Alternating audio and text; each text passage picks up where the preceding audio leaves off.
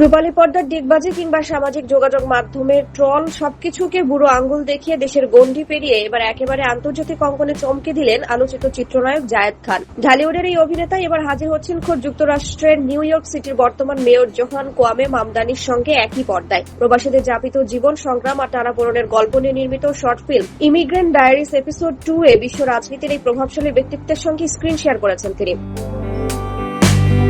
জন কবির ও সাদ আল আমিনের যৌথ পরিচালনায় তৈরি বহুল প্রতীক্ষিত শর্ট ফিল্মটি আগামী 27 মে বাংলাদেশ সময় রাত 9টায় ঠিকানার পর্দায় মুক্তি পেতে যাচ্ছে। এর আগে গত মার্চে এর প্রথম পর্বটি মুক্তি পেয়ে দর্শকদের মাঝে ব্যাপক সাড়া ফেলেছিল। বিশ্বের অন্যতম প্রভাবশালী একজন মেয়রের সঙ্গে ক্যামেরার সামনে দাঁড়ানোর এই রোমাঞ্চকর অভিজ্ঞতা প্রসঙ্গে উচ্ছ্বসিত জায়েদ খান গণমাধ্যমকে জানান, জোহরান মামদানি সরাসরি তার সঙ্গে এই শর্ট ফিল্মে অভিনয় করেছেন। এমন একজন বিশ্ব বরেণ্য ক্ষমতাধর ব্যক্তিত্বের সঙ্গে কাজ করতে পারা শুধু তার একার জন্য নয়, বরং লাল সবুজের বাংলাদেশের পতাকার জন্যই এক বিশাল গর্বের বিষয়।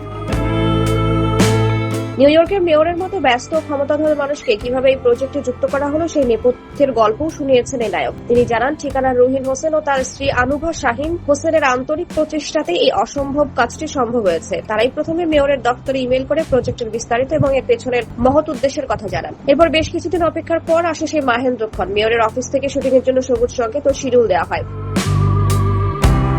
শুটিং সেটে ক্ষমতাধর এই মার্কিন মেয়রের বিনয়ী ও মাটির মানুষ রূপ দেখে রীতিমতো মুগ্ধ হয়েছেন জায়েদ খান। নিজের স্বপ্নের মতো এই অভিজ্ঞতার কথা জানিয়ে তিনি বলেন, জোহরান মামদানি পৃথিবীর একজন অন্যতম সেলিব্রিটি মেয়র এবং অত্যন্ত ক্ষমতাধর হওয়া সত্ত্বেও শুটিং সেটে বিন্দুমাত্র অহংকার দেখাননি। বরং একজন সাধারণ পেশাদার অভিনেতার মতোই বারবার পরিচালকের নির্দেশ মেনে নিখুঁত শট দেওয়ার চেষ্টা করেছেন। ক্যামেরার পেছনে ও সামনে আড্ডা অভিনয়ের এই পুরো কাজটি করে মেয়র নিজেও ভীষণ আনন্দ প্রকাশ করেছেন বলে জানান জায়েদ খান। সব মিলিয়ে বন্টনের গল্পে ঢাকায় তারকার এই আন্তর্জাতিক মিশন এখন দুই বাংলার দর্শকদের মাঝে এক নতুন কৌতূহলের জন্ম দিয়েছে।